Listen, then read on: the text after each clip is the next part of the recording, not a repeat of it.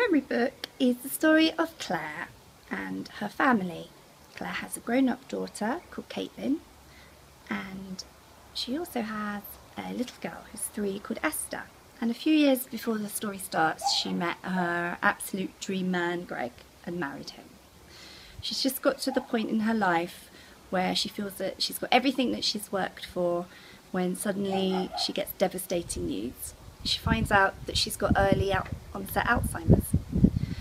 But the memory book is about much more than that. It's about family, and it's about living in the present moment and all the wonderful memories that we make together with the people that we love. And it's about the imprint that we leave on the world and the love that we leave behind us. And above everything else, it really is a book about love. And I think it's a book with an optimistic and happy ending, an ending that will leave you feeling uplifted and hopeful, and maybe want to hold your loved ones a little bit closer.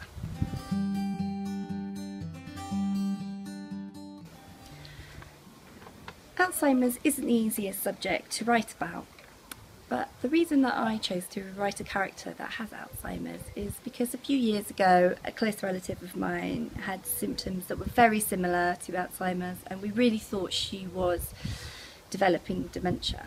It was a very difficult time for all of us because we saw her drifting away from us, and it felt like we were never going to get her back. But we were lucky because it turned out in the end that she had a problem that was treatable, and she had some surgery, and within 24 hours she was the person that we had known and loved again. Well, that was lucky for us, but there are millions of people around the world who live with Alzheimer's and who live with people who have Alzheimer's who aren't so lucky. And I really wanted to tell their story, and particularly tell the story of the person who's living with Alzheimer's, to try and show the experience and the processes that they go through.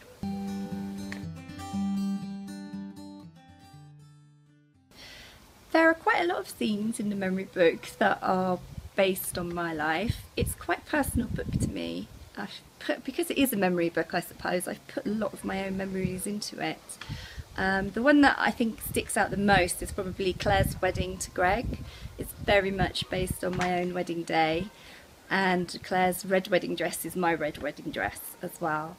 It was a beautiful day, just like it was described in the book, in Claire's wedding, and it really is very similar to the day that I have myself. What are the 3 most precious memories that I never want to forget? Well, there's so many, and for starters I've got 4 children, so I can't just pick 3. So having my beautiful children aside, I would say marrying my lovely husband. It was a day that we'd waited for a very long time. We met when we were 12 and we finally got married about 25 years later, and it was a really wonderful day, and I've waited my whole life for it and I'll never forget it. So one of my really fun memories was winning an award for my last book, and it was just, I never thought I was going to win in a million years, and it was just such fun to go up to the front and accept an award and feel like a proper writer.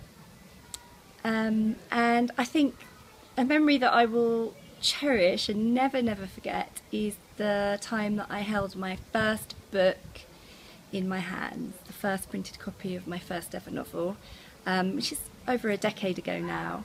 But oh, you know, I can't tell you the thrill, and it hasn't changed. Every time I get a new copy of a new book, I feel exactly the same, just as excited.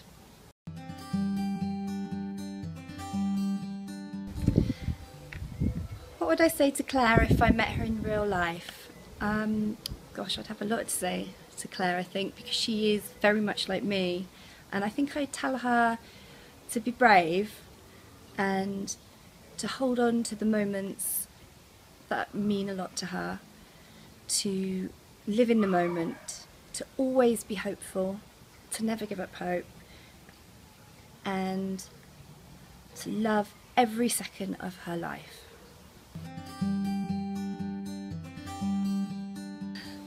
I always think that I'm forgetting things, because I do forget things. I'm really busy, And like most busy people, there's only so much space in our heads for so many things at one time. And certainly since I had children, I don't have the capacity to remember things as well as I used to have. I am a bit of a hypochondriac, so when I was writing the memory book, I did start to worry about myself. But I soon realised that actually I'm just a busy person who needs to write stuff down so that I can remember things, and there was nothing really to worry about. I'm quite a forgetful person, so I do keep lots of notebooks. I keep notebooks for my ideas, or I jot them down on my laptop or my iPad. But I also have a blackboard in my office, which is next to the desk, and I write down things that I've got to remember on that. And I have a whiteboard, and I write down things that I have to remember on that. And I have post-it notes, and I write those down and stick them all over the place to remind me of things too. Sometimes I write on the back of my hand.